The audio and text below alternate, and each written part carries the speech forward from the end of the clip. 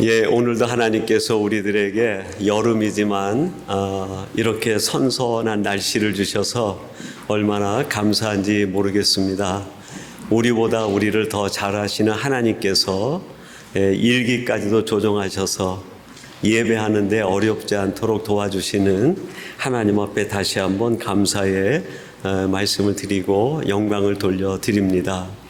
오늘은 주신 말씀 사무엘하 12장 4절에서 9절 말씀을 갖고 말씀이 나를 뚫고 들어오게 하라 하는 제목으로 하나님의 말씀을 전하도록 하겠습니다.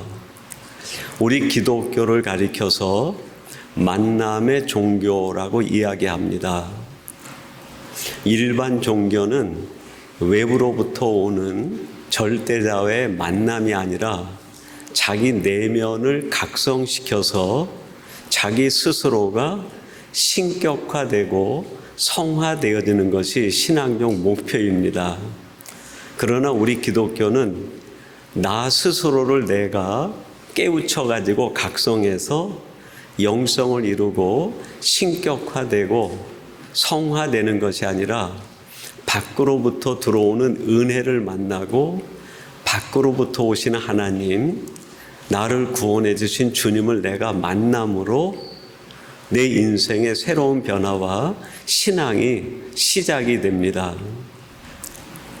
우리 기독교를 만남의 종교라고 할 때 그 만남의 주체는 당연히 하나님이고 우리를 구원해 주신 예수 그리스도이시죠. 그때 그 만남의 수단, 통로가 있는데 그게 뭘까요? 말씀입니다. 그래서 조금 다른 말로 표현하면 우리 기독교는 말씀과의 만남의 종교다. 그렇게 이야기할 수 있습니다. 하나님이 우리를 만나러 찾아오시는데 우리들이 그 하나님을 내가 만나기 위해선 우리들의 자세와 결단이 필요해요. 우리 사람들은 자신이 잘 알지 못하지만 대부분 겉사람을 아주 단단하게 꾸미고 있습니다. 한 사람의 인생이 살아온 삶만큼 그 사람의 겉사람이 더 단단해져 있다라고 할 수 있어요. 그래서 나를 만나기 위해서 찾아오신 하나님이 그 만남의 수단으로 주시는 말씀이 나와 만나기 위해선 겉사람을 뚫고 들어와야 돼요. 겉사람을 뚫고 들어와서 내 속에 있는 내면의 속사람과 만나고 내적 자아와 만남을 이루어야 되는 거죠. 그때 비로소 신앙적 변화가 일어나고 신앙적 결단과 은혜를 경험할 수 있게 됩니다. 근데 생각보다 사람들이 가지고 있는 이 겉자아, 이 겉사람이 얼마나 단단한지 몰라요. 오늘 본문 4절 말씀 여러분 한번 주목해 보시기 바랍니다. 어떤 행인이 그 부자에게 오매 부자가 자기에게 온 행인을 위하여 자기의 양과 소를 아껴 잡지 아니하고 가난한 사람의 양 새끼를 빼앗아다가 자기에게 온 사람을 위하여 잡았나이다 하니. 여러분 이 4절의 배경이 뭡니까? 다윗이 밧세바의 관계에서 죄를 짓고 그것이 발각이 될까 두려워서 그 밧세바의 남편인 우리아를 암몬과의 전쟁의 최전선에 내세워서 그를 전사하게 만들었어요. 그로 인해서 다윗은 완전 범죄가 이루어졌다고 생각했습니다. 아무도 모른다. 그리고 다윗은 백성들 앞에 자기는 완전한 왕처럼 겉사람을 꾸미고 백성들을 만난 거죠. 이걸 알 리가 없는 백성들은 다윗만큼 의로운 사람이 없는 거예요. 다윗만큼 완전한 사람이 없는 거예요. 그걸 깨우쳐 주시기 위해서 하나님이 나단이라는 선지자를 불러서 지금 이 비유의 이야기를 다윗에게 주는 거예요. 다윗의 속사람 속에 하나님의 말씀이 들어가게 하시기 위해서 지금 이 이야기를 하고 있는데, 다윗의 속사람으로 이 말씀이 들어오는 게 아니라 다윗이 자기가 꾸민 나는 의로운 사람이고 나는 온전한 왕이라는 겉사람의 이 말씀이 다 걸려버리는 거예요. 들어오지를 못해요. 하나님이 주시는 말씀이 내 속으로 들어오지 않고 내가 꾸민 겉사람에게 계속 부딪히는 현상이 계속되게 되면 우리에게 어떤 일이 일어날까요? 자기 의의가 강화돼요. 말씀을 표피적으로, 하나님의 말씀을 문자적으로 지키는 일이 습관이 되면 자기 의의가 강화돼요. 그 사람이 거룩해지는 게 아니라 외식적 의의가 강화되기 시작합니다. 이 외식적 의의가 강화되어지면 어떤 현상이 날까요? 사람들을 정죄하기 시작을 해요. 사람들을 비난하기 시작합니다. 5절 말씀 한번 주목해 보세요. 다윗이 그 사람으로 말미암아 노하여 나단에게 이르되 여호와의 살아계심을 두고 맹세하노니 이 일을 행한 그 사람은 마땅히 죽을 자라. 여러분, 진짜 죽을 사람이 누굽니까? 자신이에요, 자신. 근데 그 딱딱한 겉사람 속에 둘러싸여 가지고 하나님의 말씀이 들어오지 못하니까 나는 죽을 사람이 아니야. 나는 너무 의로운 사람이야. 나만큼 온전한 사람이 없는 거야. 그래서 다윗이 자기 의와 자기는 온전하다는 생각 속에서 이 비유의 이야기를 들은 그 사람을 향해 불같이 분노를 쏟아놓습니다. 그 사람은 반드시 죽어야 마땅하다. 죽어야 마땅하다. 다윗이 지금 꾸민 자신의 의롭다라는 겉사람 속에서 죽어가고 있는 사람이 하나 있었어요. 누굴까요? 다윗 속에 있는 속사람이었어요.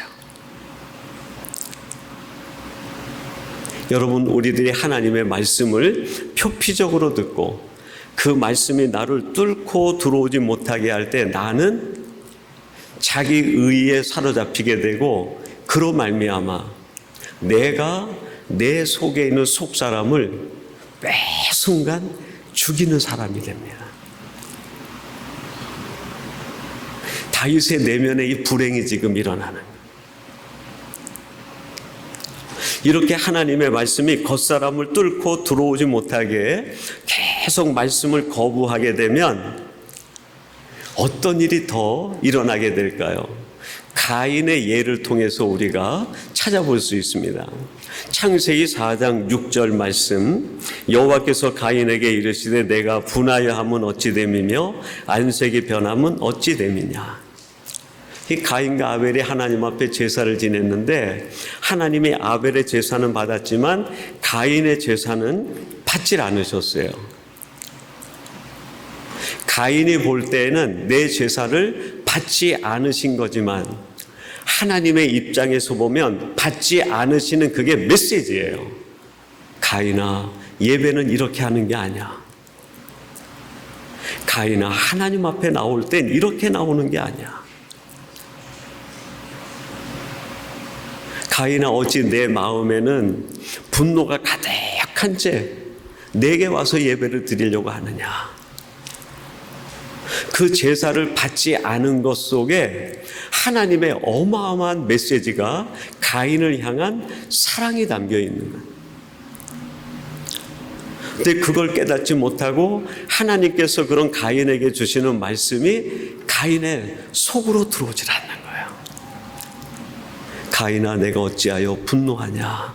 분하여 함은 어찌 됨이냐? 그 말씀이 파고 들어와서 가인의 속사람을 만나서 하나님 앞에 온전히 예배하지 못하는 그 속사람과 만날 때 그 삶의 변화가 일어나는 건데 그게 뚫고 들어오지를 못하는 거예요. 계속 하나님의 말씀을 거부해 버리는 거예요. 그러자 어떤 결과가 만들어집니까? 창세기 4장 8절. 가인이 그의 아우 아벨에게 말하고 그들이 들에 있을 때에 가인이 그 아우 아벨을 쳐 죽이니라. 성경 역사상 가장 끔찍한 일이 벌어지는, 하나님의 말씀을 내가 계속 거부하게 되면 그것으로 끝이 아니에요. 내 인생이 최악의 인생으로 바뀌어버리는 거예요. 하나님의 말씀을 가인이 계속 거부할 때 누가 가장 고통받았을까요? 그 가인의 속사람. 가인의 말씀을 거부함으로 인하여 그 속사람은 지금 뼈가 말라가고 그냥 피가 말라가는 거예요. 죽어가고 있는 그 속사람이 하나님의 말씀과 만나지 못하니까 바싹 말라가는 거죠. 아벨을 죽인 그 상황은 다른 식으로 해석하고 이해한다고 하면 가인이 자기 스스로를 지금 죽이고 있는 거예요. 스위스의 정신의학자인 폴 트루니에가 그런 이야기를 합니다. 사람은 자기 스스로가 자기를 죽일 뿐이다. 이 폴 트루니에가 도대체 왜 그런 얘기를 했을까요? 많은 정신적인 문제가 있는 사람들을 만나보니까 그 사람이 겉사람과 속사람이 너무 괴리가 생기는, 그 겉사람은 온전한 것 같은데 속사람은 다 병들고 시들고 죽어가고 있는, 위장된 겉사람 때문에 속사람이 죽어가고 있는, 일반 사람만 그런 게 아니라 크리스찬도 마찬가지 현상이 일어나요. 나를 살리기 위해서 하나님이 내게 주시는 말씀이 내가 가지고 있는 겉사람 껍데기에 걸려가지고 들어오질 않아. 그러니까 내 속사람이 살 수 있는 기회가 없어지는, 그 속에서 말라가고 시들어가고 죽어가고 있는 거죠. 만성적으로 하나님의 말씀을 계속 거부하면 어떻게 될까요?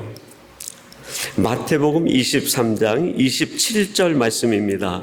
화 있을진저 외식하는 서기관들과 바리새인들이여 회칠한 무덤 같으니 겉으로는 아름답게 보이나 그 안에는 죽은 사람의 뼈와 모든 더러운 것이 가득하도다.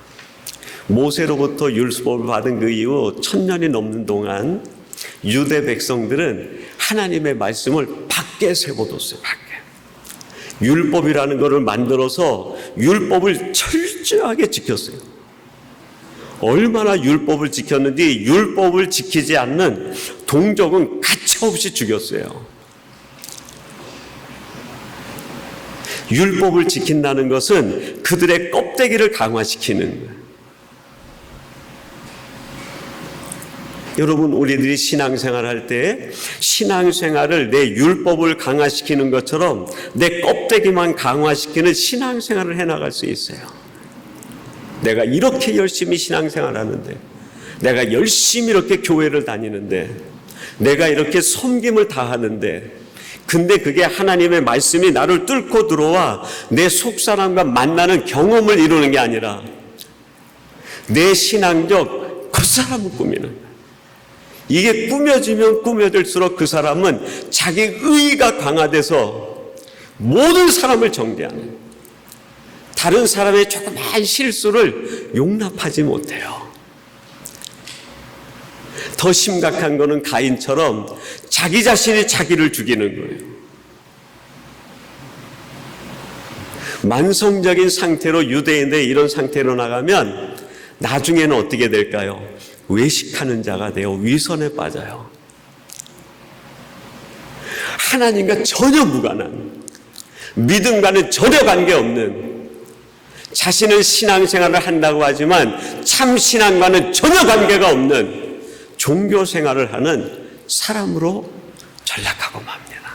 더 이상 하나님의 말씀이 귀에 들리지 않아요.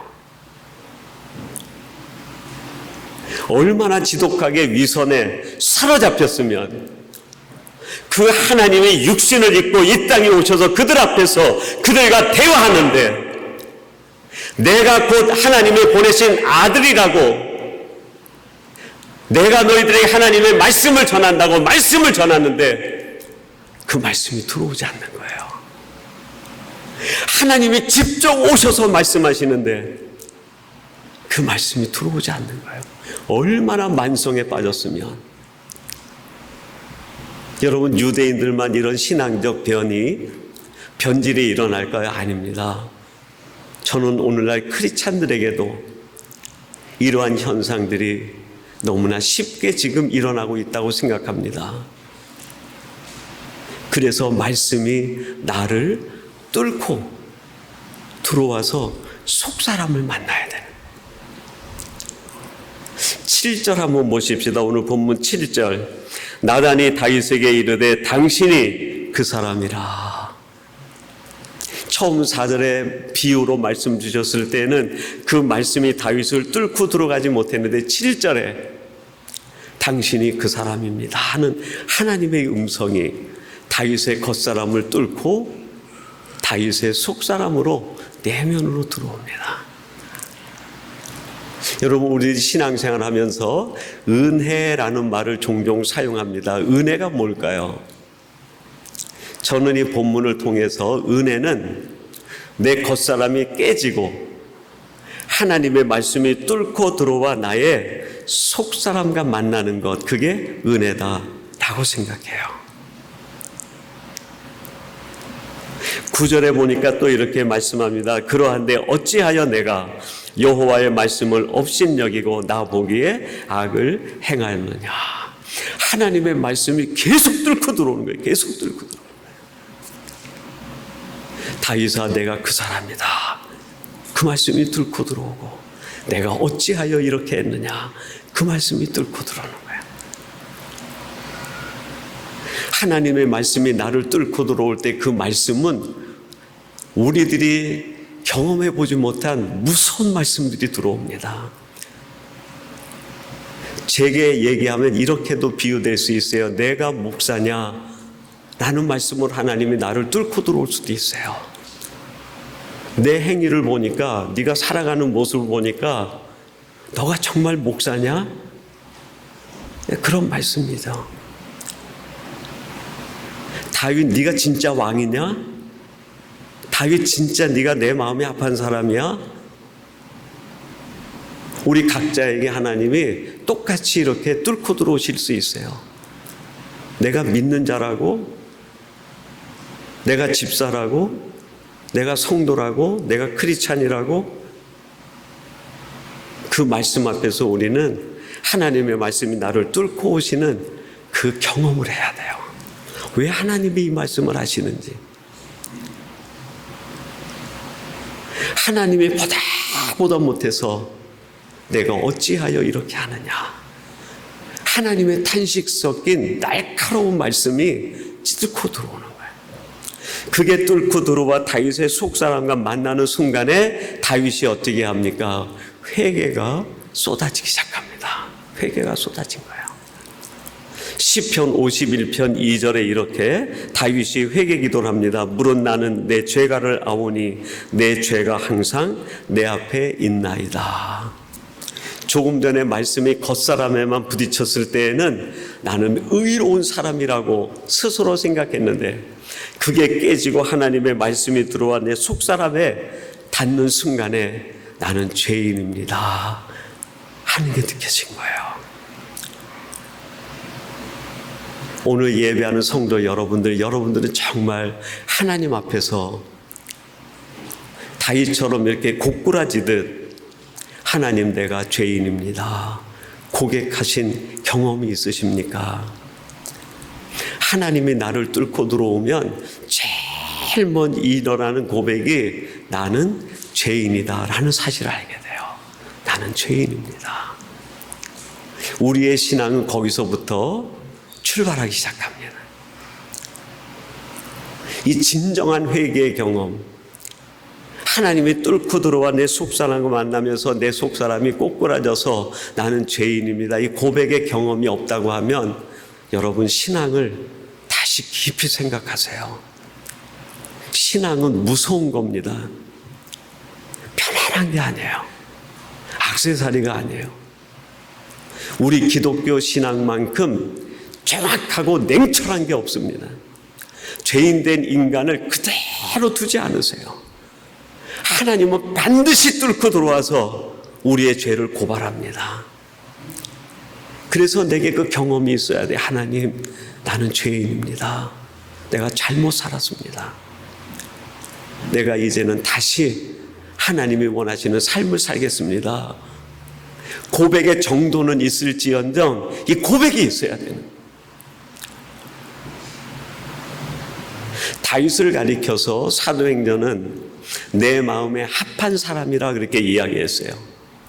도대체 이 다윗이 언제 하나님 마음에 합한 사람으로 그의 삶의 변화가 시작이 됐을까요? 저는 이 순간이었다고 생각합니다.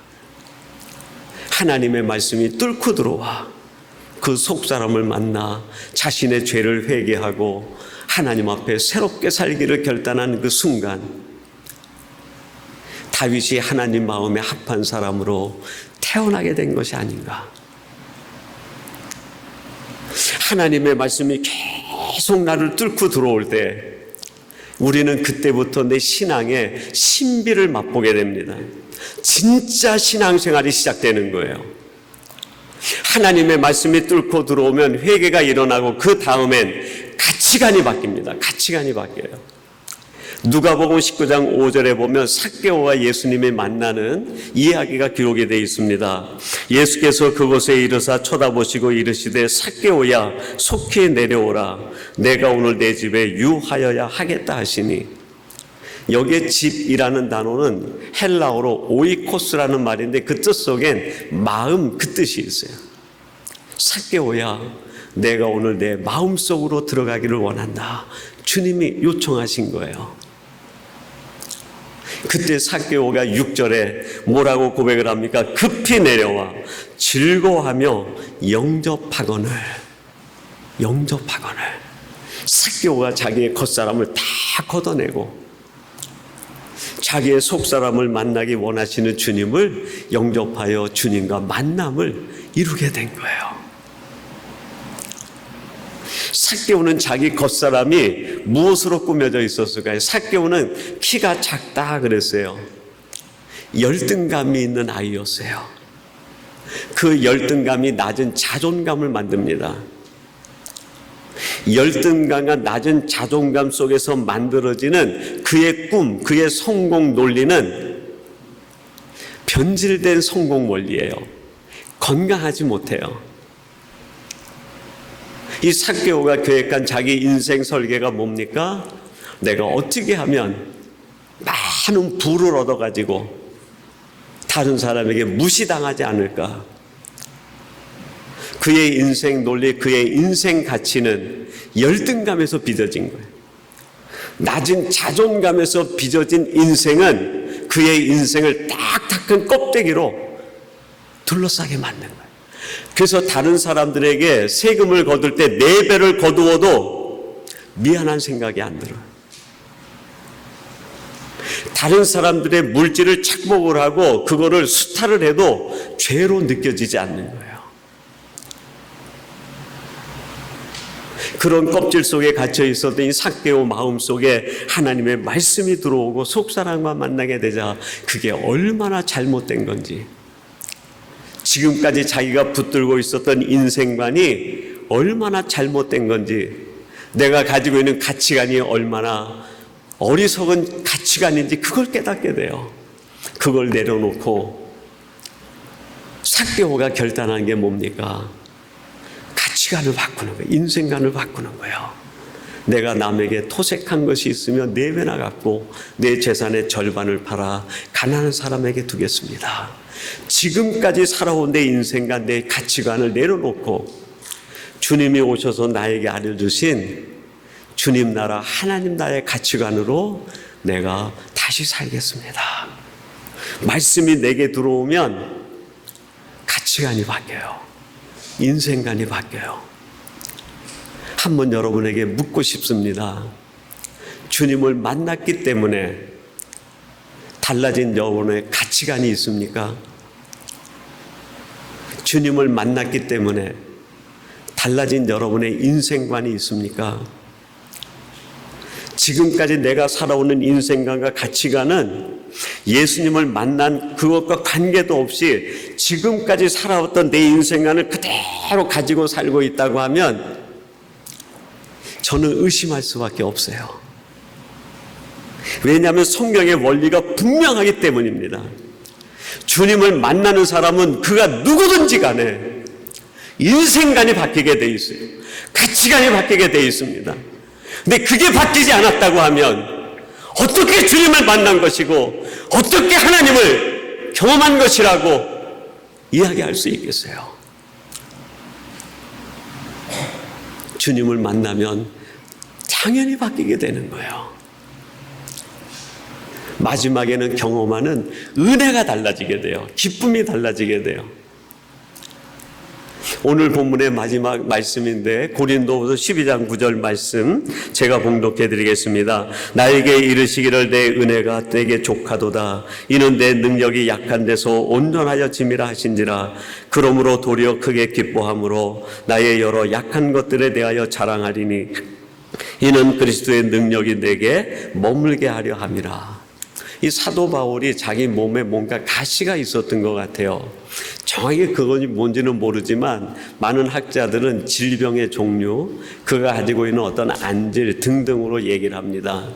그게 무엇인지 모르지만 그것이 바울을 너무너무 괴롭히는 가시요, 상처였어요. 그거를 위해서 3번씩이나 고쳐달라고 기도합니다. 근데 고쳐주시는 대신에 하나님의 말씀이 바울이 가지고 있는 그 가시를 뚫고 들어오는 거예요. 가시 속으로. 바울이 가지고 있는 상처, 가시 속으로 말씀이 뚫고 들어오는 거예요. 가시는 여전히 그대로 있는데 하나님의 말씀이 뚫고 들어오자 바울에게 변화되는 것이 있었지. 그게 뭡니까? 가시로 인하여 생겼던 상처가 다 치유가 된 거예요. 가시로 인하여 자기가 힘들었던 그 모든 시간들이 다 사라져버린 거예요. 전혀 그게 이제 나한테 영향을 주지 않는 거예요. 여러분, 하나님의 말씀이 나를 뚫고 들어오면 내 안에 치유가 일어납니다. 내가 이것 때문에 가장 힘들다고 생각하는 그것이 힘들게 느껴지지 않아요. 이 문제가 나를 평생 괴롭혔다고 생각하는 그 문제가 문제로 다가오지 않아요. 왜 그럴까요? 내가 능력이 있어서가 아니라 하나님의 말씀에는 그 능력이 있기 때문에 그래요. 능력의 하나님의 말씀이 내 속에 들어와 내 가시를 감싸주고 뚫고 들어오면 치유가 되는 거예요. 그때 이상한 기쁨이 생겨요. 삶의 희열이 생깁니다. 내일에 어떤 하나님이 일을 이루실까 설레이게 돼요. 얼마나 설레이는지 몰라요. 어떤 분이 가끔 상담하면서 얘기합니다. 목사님, 신앙생활 하기가 너무 힘들어요.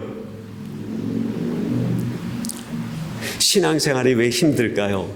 겉사람으로 신앙생활을 하려고 하니까.